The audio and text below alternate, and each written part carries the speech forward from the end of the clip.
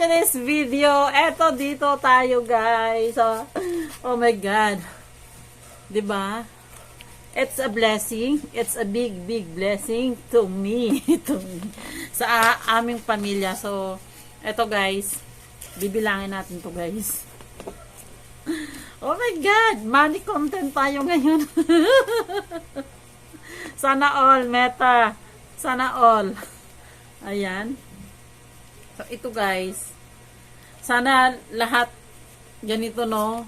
Yung makakasahod tayo kay Meta ng ganito kalaki. Oh my God. Ngayon lang ako makakahawak ng ganito karaming pera. Oh my God. Oh. Oh my God. Baka sakali, Meta, mapansin mo ang aking content. Wala pa yung ads on Reels ko. Asan na? Asan na yung ads on Reels ko? Naka-ano na ako. Naka-request na ako sa'yo. Paki-ano naman ang aking page. May nag-trending na sa aking video. Wala pa rin tayong ads on Reels. Ano na nangyari, Meta? So, for this video, guys, ayan. Ipe-flex ko lang to sa inyo, guys. Ayan, ipe-flex ko lang. Ito ay para sa ating munting tindahan. So, 'di ba? Malaking maitutulong 'to sa tindahan namin, guys. Dahil ito naman talaga yung pangarap namin. Yung mapalago namin yung aming munting tindahan. Sana all. Sana darating ang panahon na hindi lang yung munting tindahan namin ang mapalago namin. Pangarap din kasi namin na magkaroon kami ng sarili naming bahay. Syempre si boss matagal niya na talagang gusto kumuha kami ng L3 na sasakyan dahil gusto niya na hindi na siya mangamuhan magtrabaho. Ayaw niya na mag-company.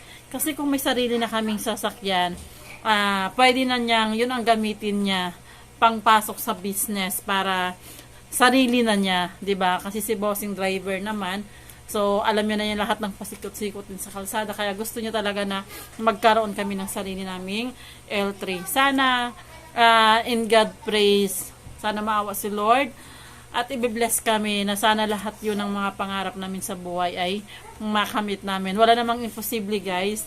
Lahat tayo in God's time.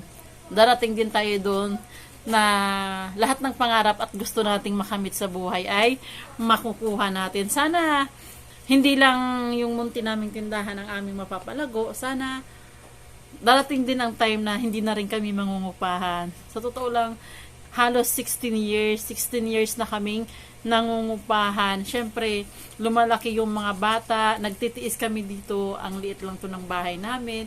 Pag natutulog kami, siksikan talaga kami, guys, sa totoo lang. Pero talagang tiyaga lang kami at nagsisipag kami para sa kanilang kinabukasan. Lalo na yung aking panganay, magka-college na siya, guys. Kaya ito yung pinag-iipunan talaga naming mag-asawa. So, ayan, ito. Sana ito yung magiging daan sa pangarap namin. Thank you so much. Please follow, like, and share. Bye!